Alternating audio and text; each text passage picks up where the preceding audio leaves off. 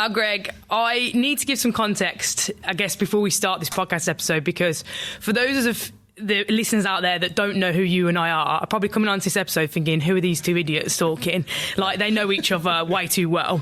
And it's not every day you get to interview your work husband on a podcast episode, but I think the main thing when I was booking guests for the show was I wanted people who just had the most unique outlook on life, but also people that were just 100% real and have been through some real trauma in their lives, but have come out the other side of it just being the most genuine people. And the minute I met you, in the first 10 minutes, I was like, this guy is just another level of human. I'd never met somebody that had an outlook on life like you had, and just felt such every day was such an experience for you, and you really treasured that.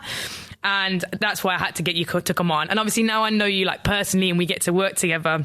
And obviously, for those who are listening and don't know who Greg and I are, we are both Paralympic rowers, and we get the absolute pleasure of rowing together. Greg gets to look at the back of my head nowadays, and I used to look at the back of his head for a living. And we get to go backwards for our job. And now we're on our road to Paris, to the Paralympic Games. And it's been such an experience. We've been rowing together for the past year now, and in the short space of time that we've been rowing together, we've become world champions, European champions. It's been an absolute ride. And now we're embarking on something now that is absolutely unheard of in our sport, which is to try and win our event 3 times back to back. 2 of them I've been there for. Yeah, I'm very old. And now I brought Greg on for the ride with me. And I guess for those that do know you, Greg, and I guess where I want to start the conversation is that for those that do know you and coming into this conversation, thinking, I know that guy and what an epic guy. Most people know you as a military man that turned Paralympic rower. That's what you're known for, really.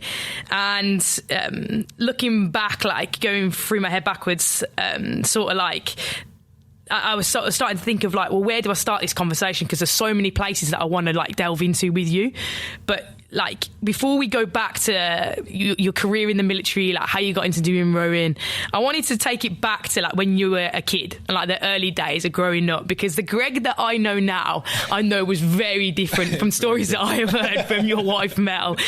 So talk to me, what were you like when you were a kid, when you were a teenager as well? Yeah, well, thank you first for your kind words. Honestly, great to be here. But yeah, I had a great childhood. Mum and dad, very fortunate to have a loving, stable family home.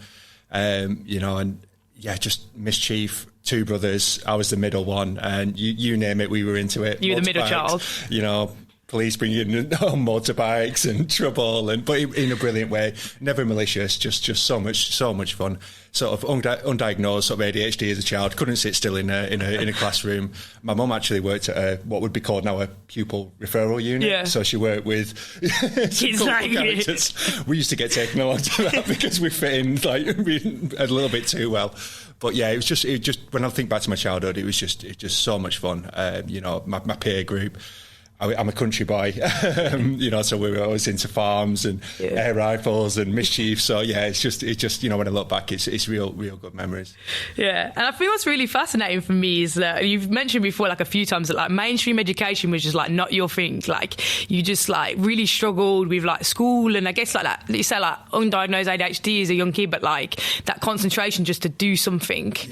Yeah, and not many people know as well. My father's actually a teacher, so it was really bizarre sometimes being in that situation where you're the kid that's constantly out of the classroom.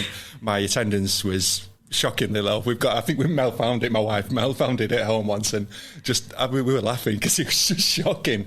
But the sad part of the story, and to add a bit of context to it, is my dad was quite unwell in my sort of teenage years. Passed away from bowel cancer when I was 15.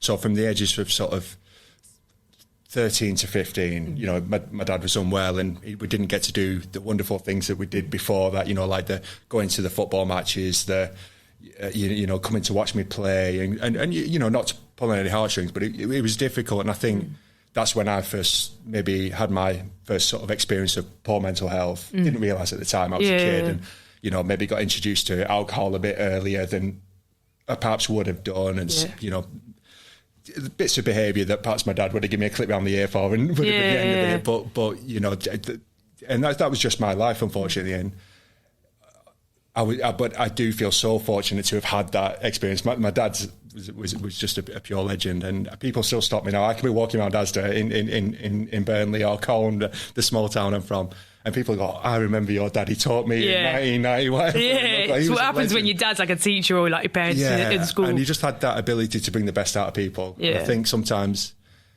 like, it feels weird comparing myself to my dad, but I think sometimes I do have that skill. I used to work at the Prince's Trust a little bit, and I'd see like these little roads coming in. I loved it because I'd be like, let's pull out these really good skills that you've got. And, and just seeing people do well. And I think when I reflect on my dad, that's what he was very good at. He was very good at getting the best out of somebody, or just giving somebody a chance who perhaps wouldn't have got it. And, and then that gave me a great outlook on life. I've always had that, like, kind of, have a go. Have a go. What are you going to lose sort of attitude. And I think I get it from there. So, when I look back at my childhood, I think there was difficult parts, but I think that's where I started to develop a little bit of resilience, but also experience my first challenges. So it was a bit of a mixed. That's like, I mean, like, you and I know each other extremely well, and that's the first time I've ever heard you talk about your dad. And I think it doesn't surprise me then that, like, when you go through something like that in your formative years, when you go through that early bit of trauma, it's definitely the first thing in your life that, like, shapes you. And I always think, like, back, like, I was 13 when I ended up becoming disabled, but, like, for me, that was my first bit of, like, I guess, like, real trauma that I'd experienced personally, to a sense, where I was like, okay, this is something that I have to deal with every single day of my life, and it sort of is going to shape the rest of who I am. And I thought was really interesting is, I guess there's a lot of guys like you, but that sort of then make the decision to sort of take one or two roads in their life. You either start going down the straight path, or you join the military. and you decided to join the forces. So what was the appeal to you to join the forces? I would honestly love to sit here and give you some Hollywood story. I would love that. But absolutely, I pretty much, I thought, I scraped through my GCSEs. I think I got maths and English, and, like, everybody said, if you get maths and English, you're good. I got C in maths and a B in English. And pretty much didn't do anything else. So I could go to a local college. I lasted a term, got thrown out of college. Well, not thrown out. We made a mutual agreement. If that's what you want to call it. The A-levels weren't for Greg. But you know what? In a strange way, I always backed myself. I kind of knew that I wasn't, I was able to do it. Yeah. And which felt really arrogant, because I was like, I know I could do it. Yeah. But I don't want to do it, which was a weird feeling. And then, unfortunately, or fortunately, I ended up working in, like, low skill jobs, and I was like, this isn't me. This isn't. There's only so much factory work you can do, or the wage was poor, the work was pretty hard for what I was getting, and I was just like, how am I? 18, 19. How am I doing this when my dad was a teacher? My mum's smart, academic. Got a degree. Like, I'm not doing this. So I was like, when I knocked on that military door. And what I didn't mention about my childhood was my dad actually got a contract with the army. So I was born in Germany in like a I didn't know that. So my dad was attached to a regiment teaching their children, if you would, because, I was born in 1984, Germany in the 80s, there's a lot of soldiers over there. So I think I had that. We came home when I was like 4, but I had that taste of the military. I could still remember the odd little thing, or I heard how my dad spoke about the military. I had some of the colourful characters in there, and I knew I wanted to be outdoors. Yeah. That's one thing I did find out with, like, working in, like, terrible jobs. Being outdoors, kind of having a real structure was really good for me. And I thought, well, where's what better place than the military for that? Yeah. That's amazing, like, and I never knew all that like you'd done all of that before you even joined the military. So that's like, we had Liam McGarry, who was on one of the other episodes, and he was saying that, like, he was, like, bricklaying and whatever, and this one day he was just like, in, like, working on this job, and just decided, there's more to me than this. And it's, like, really funny how people have these moments in their life where they're just like, hold on a minute, what am I doing here? Like, I have more potential within me than this. And it's almost like that decision that you're like, okay, like, I need to go and find that thing that's going to make me. I'll have to find you a picture, because, I had long hair. I wasn't very fit. I was quite, I was fit in my childhood because I was constantly doing stuff, but I'd got, I'd probably drinking and not thinking I was cool, not doing any. So when I actually joined the military, I looked like the least military person you're ever gonna. I turned up 24 hours late in classic Gregg fashion. It's like a bank holiday, something I started on. Yeah. And so I went to the careers office, like, do I start on the bank holiday? They're like, no, don't worry about that. Go on the Tuesday. Yeah, I should have been there on the Monday. So my introduction was classic Gregg fashion, like. All my days, I've made this huge decision. I'm going to be really good. I'm going to, get on with it, and actually ended up, sort of turning up 24 hours late, which was... But that's so funny, because like the Gregg that I know now would never be late. Exactly. Like, he's the most punctual person. I never have to worry about you being late anywhere. To any start line, you will be there. It's hilarious. And I guess as part of going through and being part of the forces is like, it shaped you into the person that you are now today. Like, you became a member of the, and I'm going to get this right, the 59 Commando Squadron Royal Engineers, and you earned your green beret. And like, talk to me about what it meant to like earn that beret, because I know you've got tattoos on tattoos if people could see your arm, but like, it's literally just part of your DNA now. Yeah, and it was interesting joining as a Royal Engineer, because I had an inkling that I wasn't, I was capable, and when you do your tests and stuff, they were like, I did all right, and because the nice thing about the military is they're not just testing you sort of like in the traditional sense of like, sort this sentence out, or what's your mathematical ability. They're looking at spatial awareness and all sorts. So for somebody like myself who did struggle in mainstream education, the first time I probably shined, and I was like, oh, well, bit of an ego on you. My score. Yeah. So they suggested the engineers because it's technical, and you had to have done well in the tests. So it was a real compliment. But I think for me, I joined the military, and I was almost looking for that like infanteer skill, that I want a big gun. I want the excitement. I want to see some action. I want, really naive. I'm not saying that Hollywood. I'm really naive. But I got into the engineers, and I sort of noticed one or two people walking around, like a guy with a green beret and a guy with a maroon beret. What's going on here? Why are they different? And they always looked in shape. They always looked a little bit scruffy, a little bit, and I was like, I like these guys. Yeah, so, got something to them. And it's like, you have to do a commando course to get the green one, like an airborne course to get the maroon one, and it's fitness, and I was like, I was sold. I was like, that's my ticket into real. What I saw was soldiering, and when I learned about the traditions of and the history of the commandos, and the beach landings, and the Hitler poem, and sort of saying, if you catch anyone with a green beret, you kill them, because they're the most. And I was just like, 20-year-old Gregg, like, yes, I'm here, and it was just brilliant. The one thing, the challenging thing, was actually having the self-belief to do it, and I see a lot of memes these days. This is the days before memes, so. But a lot of people saying now, like, you need one person to sort of believe in you, and that's all you need, and you'll have a go at something. And it really resonates with me, that, because I wanted to do it, but I don't think I would have done it unless there was like this one chance conversation with the corporal at the time who had a green beret, a guy called Daz Jones, who I follow on LinkedIn now. I know he's just proper cool. But I was having a shower once after like a tough exercise, and thinking, what am I doing next? I'm near the end of my basic training, and he was like, "Are you gonna go on the commando course?" And I was like, "Oh yeah, no, I might do. I'm still thinking about it." And, okay. And he just walked off, and it was just that. I suppose I didn't have many positive male role models in my life at that time. Just for somebody of that caliber to even put my name and the commando course in a sentence, I was like, "Okay, done." I knew then. I was like, I've got to have a crack at this. Like, that's for him to think you're capable, and it was just nice. It was probably one of the first compliments where I really went, oh, he's that he thinks I'm capable of this, and my self-esteem sort of grew from that. And that's what the military was great for. When you're doing well, know when you're not doing well. There's none of that. A little bit like sport. It is like, massive like our job now. Or you're not. And the commando course was exactly the same. It was a harsh environment, but it was also a fair environment.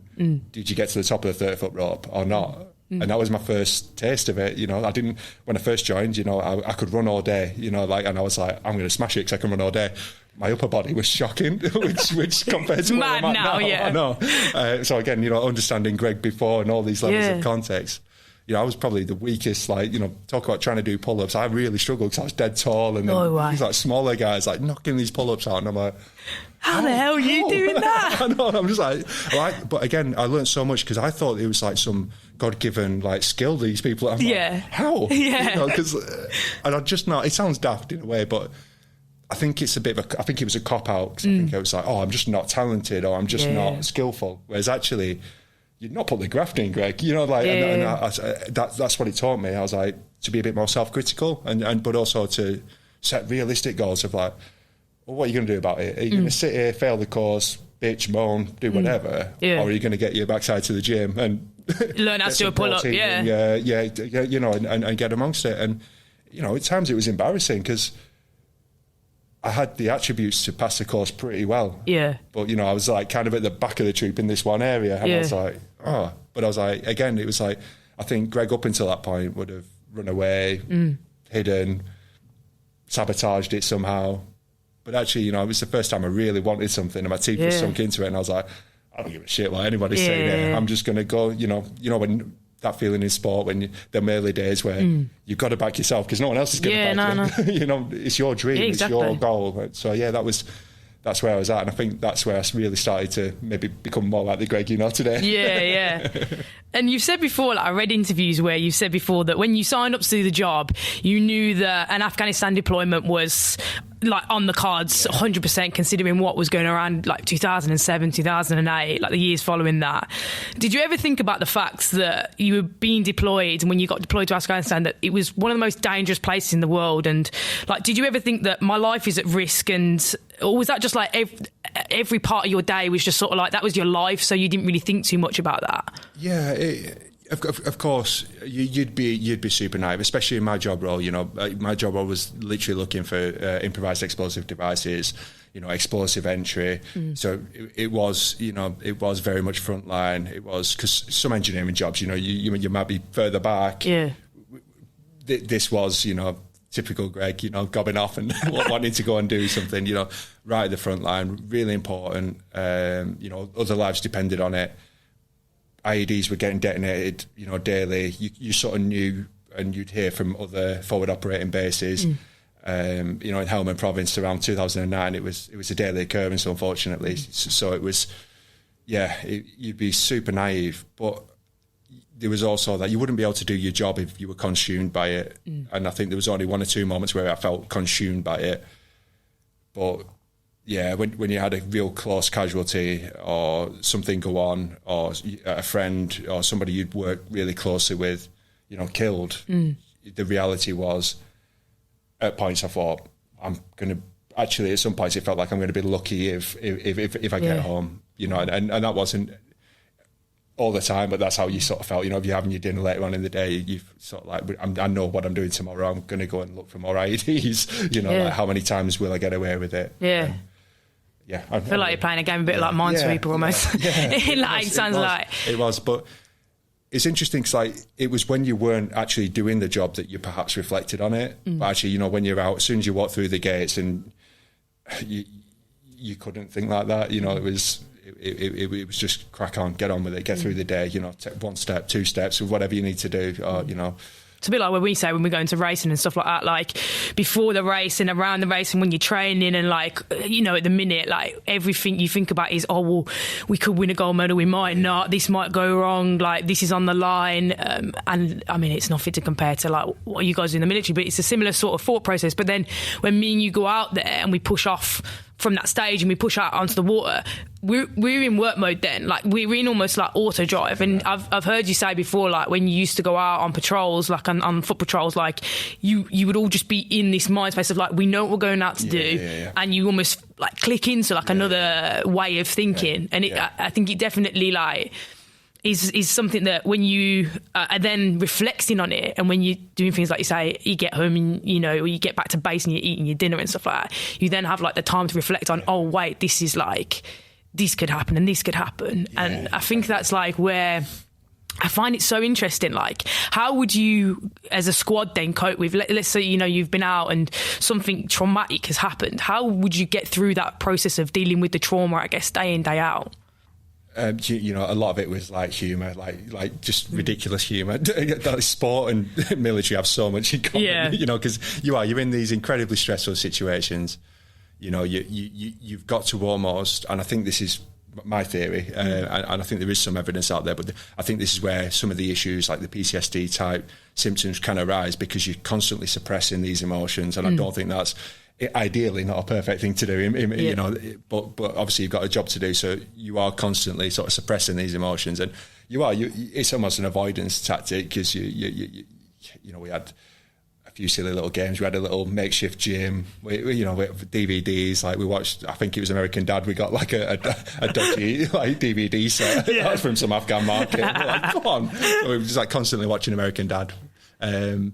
yeah, and like anything just to like chill and just to distract yourself. And we were young, you know, like that's the mad thing. You know, I look at my boys now and, you know, God, like I sometimes imagine them in a situation like that, or, you know, I look at some of the people in our squad who were around the same age, you know, I was when I got injured, and I'm like, it's mad because I see the fun in them. I see the love. I don't mean it in an offensive way, the naivety, and I think that's something, you know, young people have, which is a resilience, you know, and a sort of carefree attitude that can, maybe not be too complex in that reflection and that. Whereas I think the older I've got, I don't know if it's just me, but the more I think, why did you do that? Oh, you did that. You know what I mean? I look back now. Whereas at the time, it just felt quite normal, and it felt like that was my sort of call, like say, my calling, or that's what I was there to do. Why wouldn't I do it? Yeah. And I guess it was that resilience really that then helped you through then what came, which was like on the 6th of March in 2009. Your life did come into danger that day, and you went out on foot patrol with your squad and came under gunfire. And like, can you recount that day to us a little bit, and like the scenes that came after it, and pretty much something that changed the course of your life forever? Yeah. So I was the most forward, just trying to find, you know, like some elevation or a decent sort of area to return fire. And you know, I sort of knew and didn't know what had gone on, because I clearly stepped on an IED. I got like a fairground sort of sensation, you know, when the pit of your stomach feels like it's 3 feet behind you or something, and I was kind of like, what the hell has just gone on there? And then like a warm sensation, like struggling to breathe, like, you know, dust, and I was like, what? It just happened so quick. That's what I kind of thought it'd be like, bang, ow, pain. It kind of wasn't like that. Everything happened, and then everything like that started happening, you know, the sensations, like it happened so quick, you didn't get the sensations. So it was like, I'm led on the floor, and then I'd be like, oh wow, I feel really warm in my face, or like, what's that? You know, like, why is there dust in the air? You know, like, and then like, where's my rifle? And it's like 20 feet over that way. You know what I mean? Like things like that. And then I'm sort of like oh shit. And then it was that emotion of like, and then, you know, the pain started. You know, adrenaline or whatever it is that your body floods with, your body with. You know, your body's an amazing thing. That's one thing I've learned. You know, like when you go through a traumatic sort of injury or experience, it is pretty amazing how it reacts, you know. And it was really, I think very early on in that situation, I was just so grateful that I'd opened my eyes, you know, that I was like, oh wow. And I heard the lads like, you know, stay, they all call me Steve. No one knows who Gregg is in the military. So like, Steve, I'll stay still, because I'm clearly like playing about trying to like find my rifle or do something ridiculous. Like, don't worry about that, mate. Stay still. You've just lost your legs. But I'm like, have a crack on, I'll be all right. So yeah, the lads, like, just ultimate professionalism, and again, that's just one thing I reflect on now, is like that. I didn't realise at the time, but that was the appeal. You know, when I talked about seeing those lads with the green berets walking around the barracks, and you know, I call them scruff. It was like like we call it alliness, it's just something different, and it was just that professionalism. It was that bond, you know, and you'd see it. You know, we knew, like, I don't know, if we did like an inter sports competition or something, and all lads were just like, we cannot lose this. We're going to smash this. You know? And it's the same when you're on like an operational tour. You know, I knew the lads would do everything, you know, like, and we'd done it for other people and civilians, and, you know, we were like, we'll go above and beyond, and they did, and got me back to a position where I could then be extracted, and, you know, like, tourniquets on, and just incredibly professional skills and drills. And I think that, again, that was a really big lesson in, like, you know, when you're in an elite environment, you know, that's the standard. You know, it's not that you're doing anything heroic, or, you know, it's not individual. It's like, that's the bottom line. That's the bare minimum to be a commando, is that standard of behaviour. You know, not to jack, not or let anybody down. It's about doing that, and that's you know, it's like being in our environment of rowing. It's like, I think me and you have a really good understanding that our bare minimum standard on each outing is to, you know, do our best. That's not always, you know, sometimes doing your best is not always perfect, as you know what we've been talking about with me. But, you know, it's not let each other down as well. You're turning up for each other and to do the most for each other as well as yourself. 100%. And you know then, and that, but for me, that's a really cool environment to be in, because it's like, it could be a hard environment because, you know, these are high standards, and not meeting those standards hurt. You know, sometimes you have to go away. And I certainly don't meet the standard all the time. And I go away and I go, oh, Greg, that was a bit, Saturday I was happy with my pieces, you know, and then yesterday I was really happy with them. And it's like, because I went away and had a bit of a, well, you know, come on. And that was that environment. And, you know, we went through something like super traumatic, but every time the lads answered, and just to be in that environment, and just in a strange way to be the casualty, which you never think as a young guy. It's always going to happen to your mate. It's never going to be you know what I mean? But then to actually be in that situation, that what a life change, because I sort of knew. I was like, I'm not naive. That's one thing I don't think I've ever been. I was like, that's it, innit? That's first tour out for a duck. Like, you know what I mean? Yeah. I remember when you first told us as a squad, like, your story, and to give you some context, Greg came in and when you first joined the team in rowing, you do a presentation to everybody about who you are in your life and whatever. And Greg came in and he puts on this YouTube basically video.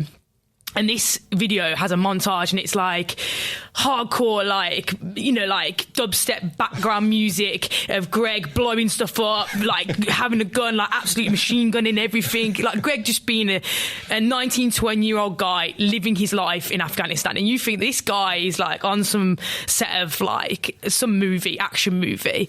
And in the next minute, then Greg shows us like this video, and you talk through then obviously the sort of like the day and the moment that you sort of stepped on that IED, and you talk about that moment where and I loved it, you sort of sat down and you were like, I spoke about this moment where I sort of looked around and I was trying to feel for what had gone on, and like you say, like scramble around, and you sort of like felt down and you were like, oh, like I've lost a finger.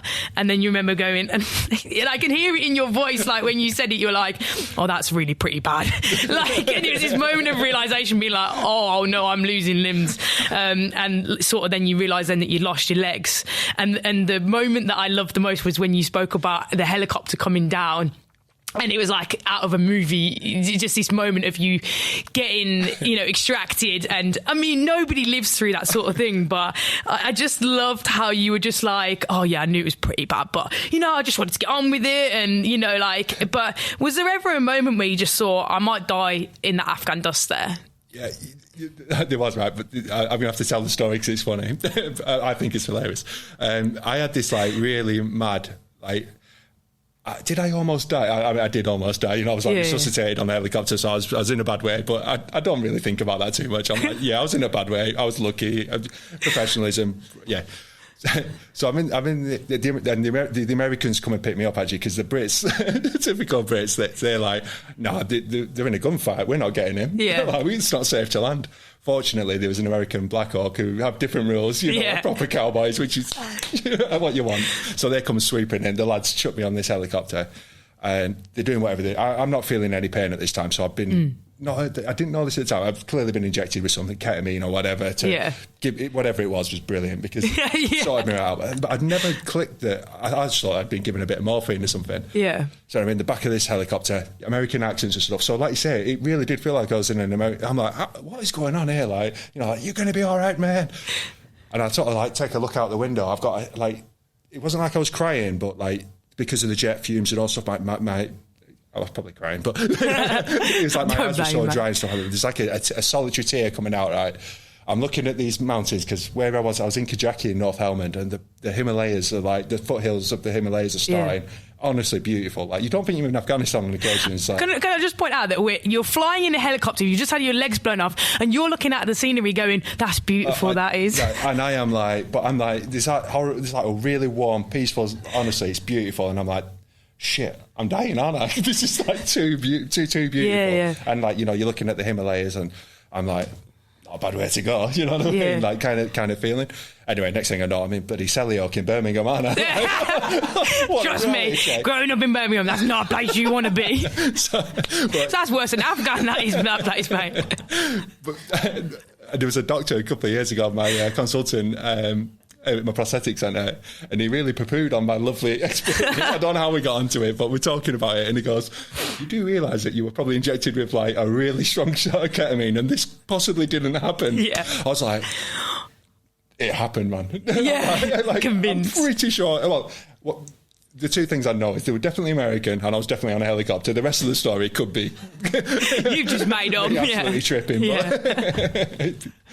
That's so wicked. And I think, like, another point that stuck out to me, I guess, when you told us your story as well, was how vulnerable you were when you spoke about your story and then life like after it happened, because obviously when something like that happens to you, then you got discharged from working in the military and you had to step away, and you spoke really honestly about your struggles with mental health, with addiction, and I thought that was really brave from somebody who at the time, like on our team, was seen as this guy that was like the macho army guy, like tough. We knew you as like the hardest bloke around, and I think for me, I remember thinking to myself in that moment, like, me and this guy are going to get on really well, because he has a level of like honesty and humility to him to go, I've also struggled. And I think that the biggest thing that I really related to, in different senses, like to what you've been through, but like, is that change in identity for you? And now obviously you've done studies into this, but like, talk to us a little bit about like that losing your identity when you was discharged in 2012 from the military, and like, I guess when you can't serve anymore, what do you think was the hardest part about that and stepping away from the military and sort of the change in your identity? But I guess when you find yourself in that situation, and maybe somebody that's listening to this podcast is going through a bit of identity crisis, they're in a bit of no man's land in life, what's your advice, I guess, for them finding your way when you've been through something like that? Oh, yeah.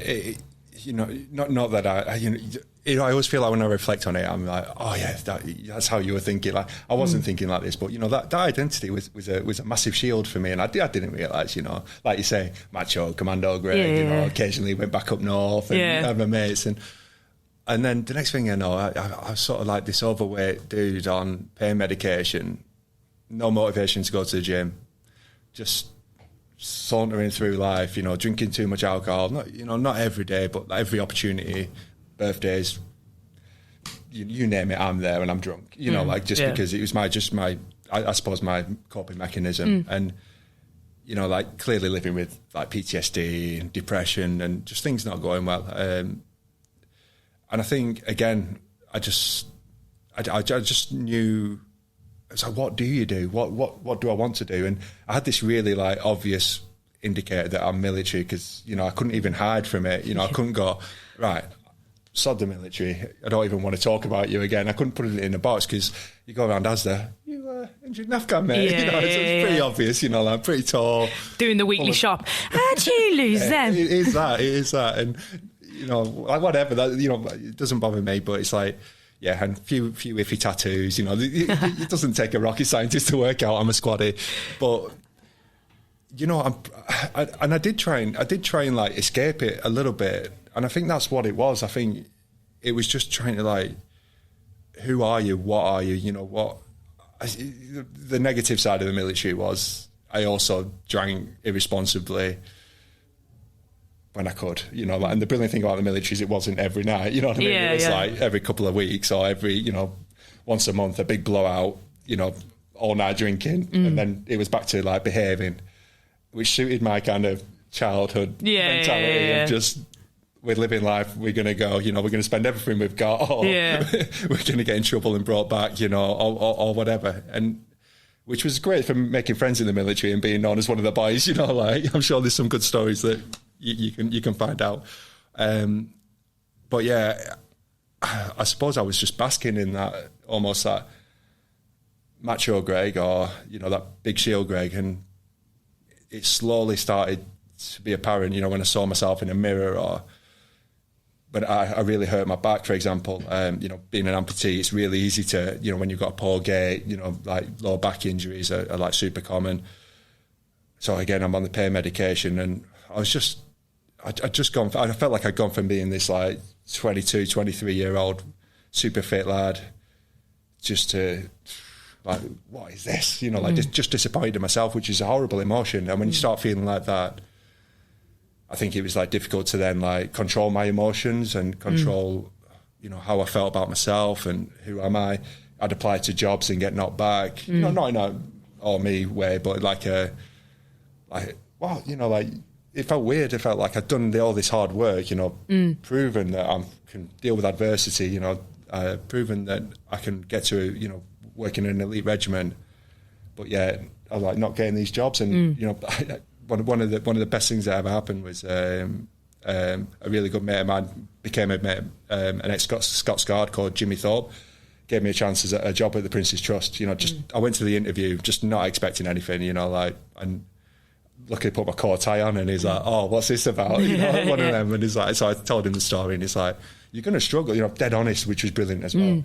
You're going to struggle because you're double amputee, and we go walking and we go to the Lake District. I was like, well, if we struggle, we struggle. Yeah, I'll give it a go. And just to be in that environment, almost like instantaneously, I knew the drinking had to stop.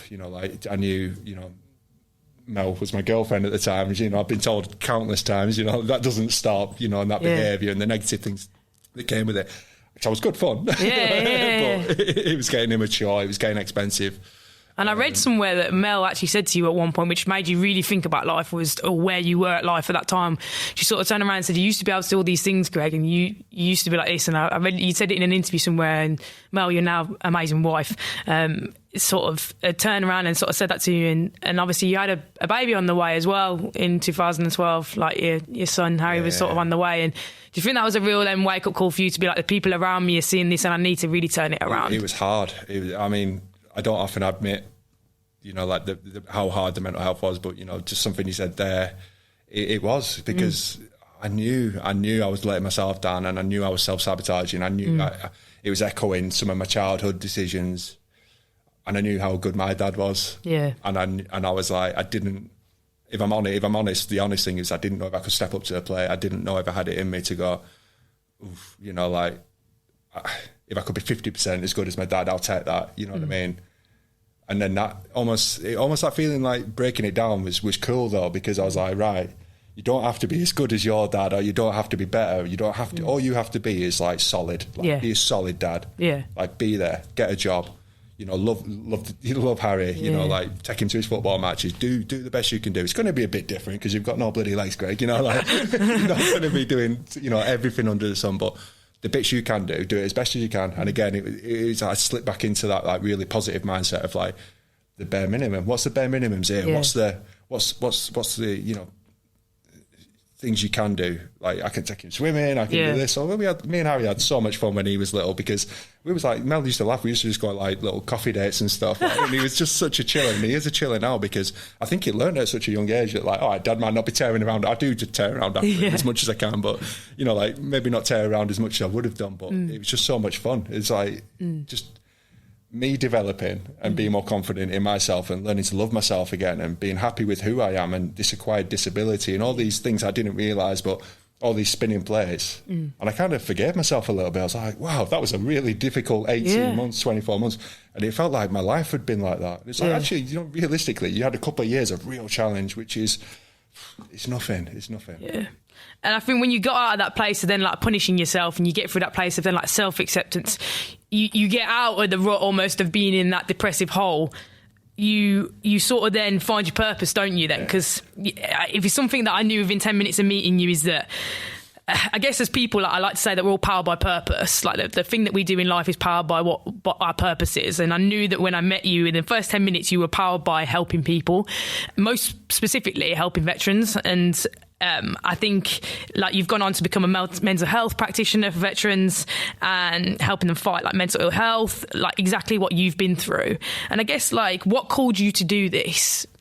Yeah, the enjoyment I found, like taking that chance job at the Prince's Trust, like I didn't really know that if I wanted to help young people who were not in education or employment, but then it was so obvious. It felt so obvious because like that was a little Greg, you know what I mean? Yeah. I kind of got from the lived experience of having some of those challenges that people can stumble into challenges times, from all sorts of different backgrounds and diverse as anything. So it's like, it was just cool, and it was cool seeing people do well. It's a real rewarding feeling, and I was like, I'm invested in this because this is mega, and the military's full of lovable rogues who, just had a bad hand who actually go on to be really super competent soldiers, and it's amazing to watch that development. Yeah. And off the back of the work, then when you became then like a mental health practitioner, you thought, okay, how do I relate to these people that I'm speaking to? Like, what tools can I give them to help them? And in front of us, for those that are listening, Gregg developed a set of what called C cards, and you edition them out, hopefully like all over the UK now. And if people are listening to this, like listening to what the Gregg's about to say, because these C cards are a big tool that you've used and developed to help veterans. And talk us a little bit through like what are the cards, how you develop them, and like what they're there to do and how you use them. Yeah, so veterans can be quite a stubborn, challenging group to work with, and I put myself in that category because I remember speaking to like, let's go and do some CBT therapy, cognitive behaviour therapy, and it's about mindfulness. It's about and what I recognised is when somebody's in that initial difficulty, saying to somebody, have you tried a breathing technique? It's not what you want to hear. It's not what I wanted to hear. I'm just like, are you having a laugh? Like my life feels like it's ending. Yeah, when you call up the crisis line and they're like, have a bath and a cup of tea. Yeah, I'm like, no, love, I feel like killing myself. Like, I'm not feeling great. But I sort of like thought, what is it? Because the NHS has great tools like and counselling, therapists in general. The nice thing about the cards is it's all evidence based. And it's not about me saying, it's these specific techniques that work, because there's a number of techniques in here that do include breathing techniques and cold water exercises, but it's about how it's delivered, and it's about practicing those skills ahead of time. So what I would try and do with people is like, and what I really wanted to do was develop a tool that actually, if you understand the worth of a breathing technique, so if you had a smartwatch on, for example, and I did a 4 or 5 minute exercise with somebody and actually saw that you could reduce your heart rate, and how that affects your brain and how you think, because if you're breathing, really quickly, if your heart rate's up, you're sort of in fight or flight mode. Your brain is designed not to have much other going on other than, am I going to run away or am I going to, be aggressive? And, think when you're in a traffic argument or somebody swears at you, you shout something ridiculous back and you're like, that's not me. What I mean? Or what even did I shout? Because you've gone from that like area of the frontal lobe, the area in the front of the brain that makes good reasoning decisions, straight into like fight or flight brain, which is like, I'm not interested about reasonable decisions. I'm like, and unfortunately, and that's how we deal with stress. The brain is like super complex, but it's also like super simple. That's my understanding. It doesn't matter what stress you get, that's how your brain's going to cope with it. And if you get super stressed, it's going to go to that fight or flight. So the cards were just designed to like, how can we bring somebody as quickly and safely as possible from that, like, I can't cope with these emotions, or the only way I've got of coping is these two, unhelpful strategies. Because there's times where, for example, like when Harry was young, I did have to control my emotions and wanted to be there. So it was about recognising and becoming better at recognising, like, okay, I'm not feeling great today, or something seems to be really ticking me off and I can't quite put my finger on it.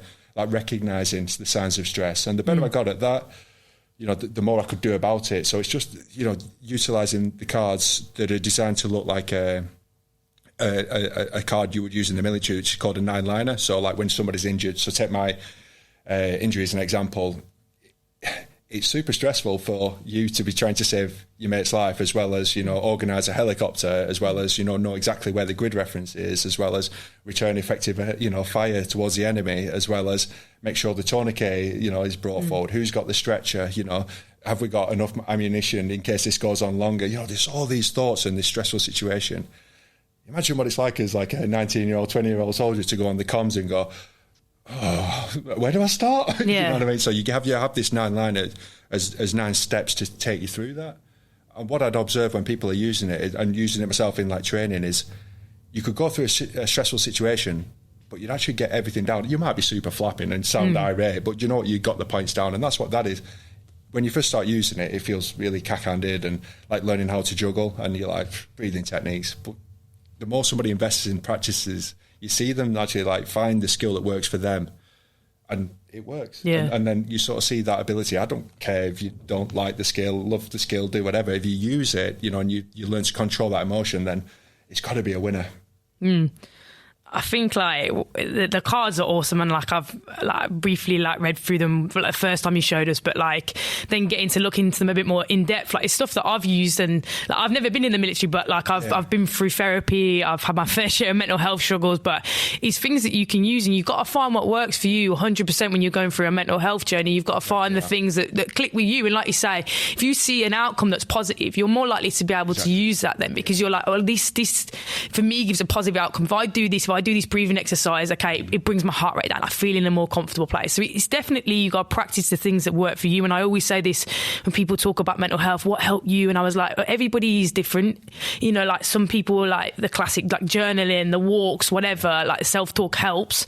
It might not be the thing that works for you though, if that works for me. So I think it is, and there's like a whole range of we'll put a little thing out there. I don't know how we're going to do this, but we'll put a thing out there so people can see the cards, and I guess like look through them and see like how you've developed them, because they are really simple, just to, when you're in that situation, just to read them and go, okay, I can try this, okay, that's not working, move on to the next one.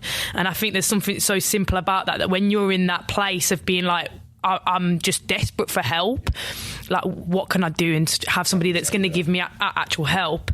We'll move away, like just to finish up, I guess, on the podcast, I guess in this episode, is we don't need to go into our whole rowing career. It's just very boring.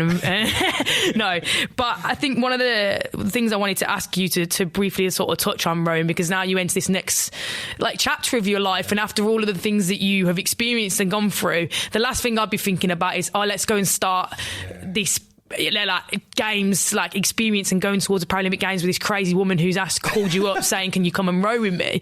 And I guess what's the purpose of why you are doing rowing now, and why you've entered this next challenge in your life at this point? I think it is quite a simple answer. I think I still had, and didn't realise I still had an ambition. I wasn't done in the military. I knew that.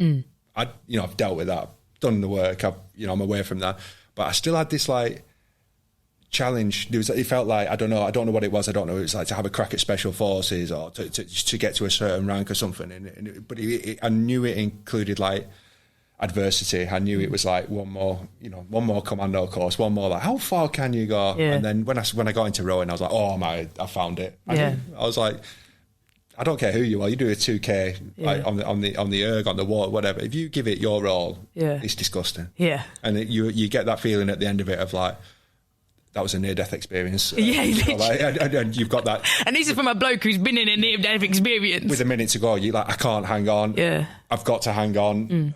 And that being right at that, what I've learned over the years is being right at that. And I don't want to be there all the time. I think at points in my life I've been there every day, and it's not good for you. But just every now and again, dipping your toe into that unknown, or that what am I capable of, is a really positive thing.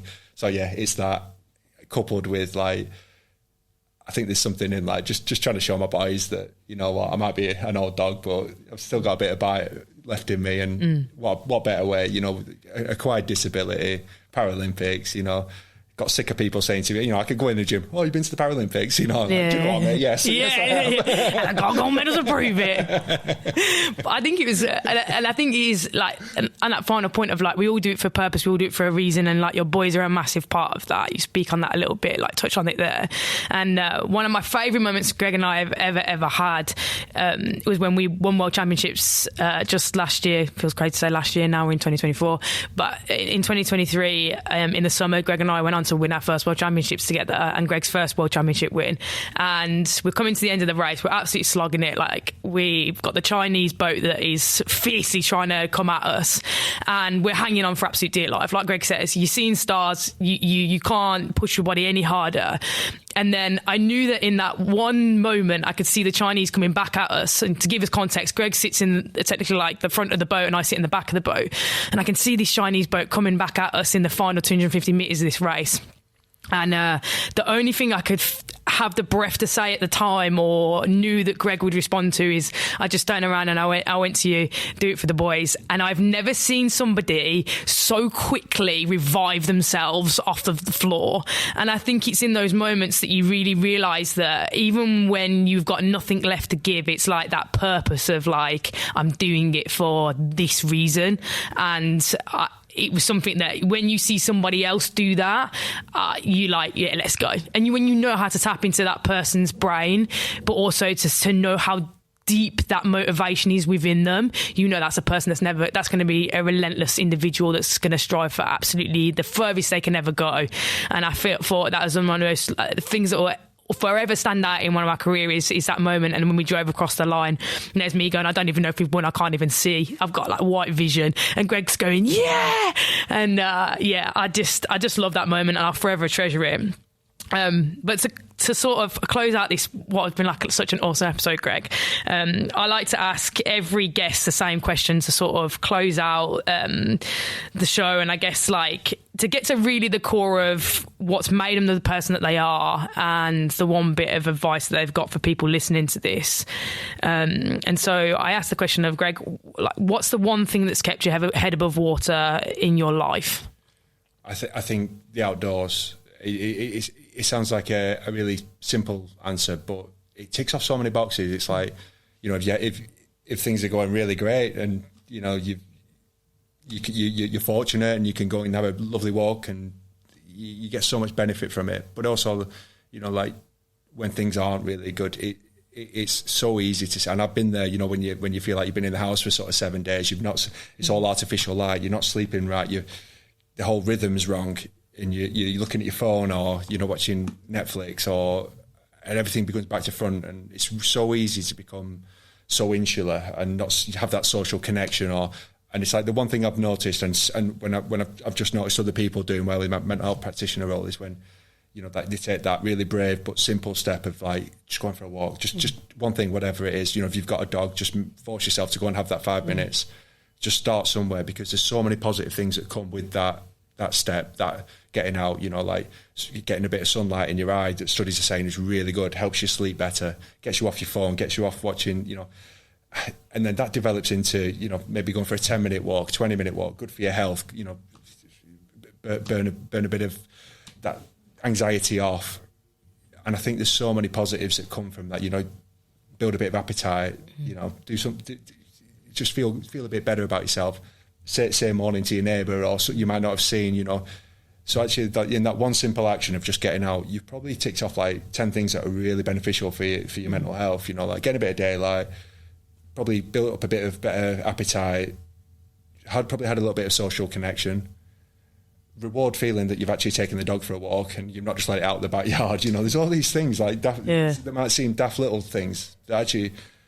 And I think that's where I started after my biggest wobble, where, I had the pain medication and the alcohol and all this. And it was just like, do you know what? Like, it felt pathetic, but, it was like 5-minute walks. And that then went into like, I'm missing the gym, like, and I'm doing this and I'm doing that. And these, I can't believe, it was, embarrassing the level I had to start back at, when I look back. But it was just that initial step of just I honestly believe, and I'm a big believer in, I know I'm a country boy and I'm going to say it, but, just being around, like organic materials, trees, soil, being outside, I think there's something really therapeutic in that. Yeah.